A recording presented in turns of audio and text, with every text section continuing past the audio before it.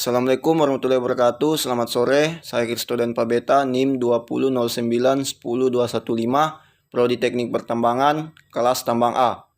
Baiklah, saya akan menjawab pertanyaan dari UAS Metalurgi Umum.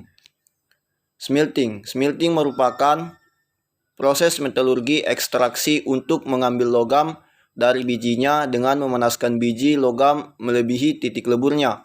Biji yang merupakan senyawa oksida dan sulfida dipanaskan pada tanur dengan suhu yang tinggi.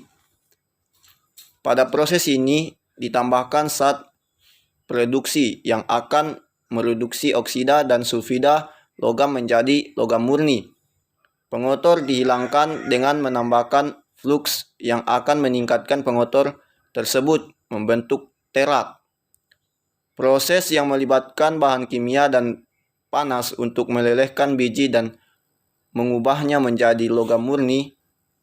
Peleburan ini dilakukan untuk logam dasar seperti besi, tembaga, emas, dan perak.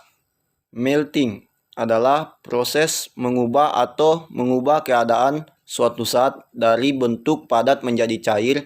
Ini adalah proses sederhana untuk memanaskan zat ke titik lelehnya, di mana zat tersebut mulai mencair. Banyak zat diletakkan di bawah tekanan besar untuk mencairkannya, dan juga kombinasi panas dan tekanan digunakan. Dengan kombinasi panas dan tekanan, suatu zat dapat juga dicairkan pada suhu yang lebih rendah. Melting umumnya dilakukan untuk membentuk suatu zat atau lelehan ke dalam bentuk tertentu, sehingga dapat digunakan dengan berbagai cara. Besi ialah logam berwarna putih perak, bisa dipoles, ditempah, dilengkungkan, meski keras dan memiliki sifat magnetik. Baja adalah logam paduan logam besi yang memiliki fungsi sebagai unsur dasar dicampur dengan beberapa elemen lainnya. Stainless yaitu baja tanah karat yang mengandung senyawa besi dan setidaknya 12% kromium untuk mencegah proses korosi. Perbedaannya yaitu pada besi dan baja memiliki perbedaan secara jelas pada jumlah karbon yang dikandungnya.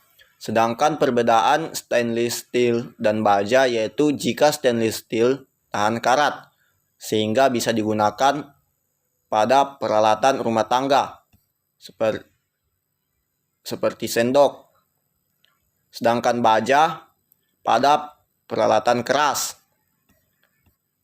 Pirometalurgi merupakan sebuah proses pemisahan logam dari bijinya dengan cara pemanasan pada temperatur tinggi, yaitu menggunakan energi panas.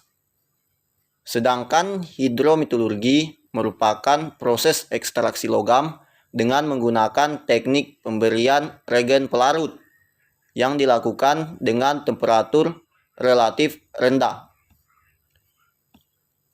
Hasil produk dengan proses pemisahan logam yang menggunakan energi panas, pirometalurgi menghasilkan beberapa produk seperti nikel, NPI, dan FNI. Pada rencana industri hilirisasi nikel di Indonesia, proses ini bahkan akan menghasilkan aneka produk stainless steel. Untuk hidrometalurgi, proses ini melahirkan beberapa produk seperti MHP dan NiOH. Sedangkan produk mutakhir yang dilahirkan dari proses ini adalah campuran logam berbasis nikel, pelapisan logam, dan baterai. Kapasitas input smelter. Menurut data Kementerian SDM, dalam peluang investasi nikel Indonesia, proses pirometalurgi memiliki kapasitas input smelter sebanyak 95,5 juta ton per tahun. Lalu untuk hidrometalurgi berkapasitas sebanyak 24 juta ton per tahun. Ikatan kovalen. Ikatan kovalen adalah ikatan yang terbentuk akibat adanya interaksi antara dua atom atau unsur yang menggunakan pasangan elektronnya secara bersama-sama. Contohnya yaitu hidrogen klorida atau HCl. Ikatan logam adalah ikatan yang terbentuk antara atom logam di mana ikatan ini memiliki sifat khas, yaitu sebagai konduktor yang baik, dapat ditempa dan dapat ditarik. Namun, ikatan logam tidak dapat dibentuk menjadi larutan sehingga tidak tergolong sebagai larutan elektrolit dan non-elektrolit. Adapun perbedaan ikatan logam dan ikatan kovalen yaitu pada jenis unsur pembentuk, proses pembentukan, dan sifat serta karakteristik senyawa yang dihasilkannya. Logam bersifat padat, temperatur dan tekanan standar dengan pengecualian unsur merkurir dan gallium yang keduanya berupa cairan. Adapun sifat-sifat logam yaitu sebagai berikut. Pertama, memiliki konduktivitas termal dan listrik yang tinggi. Kedua, berkilau dan memantulkan cahaya.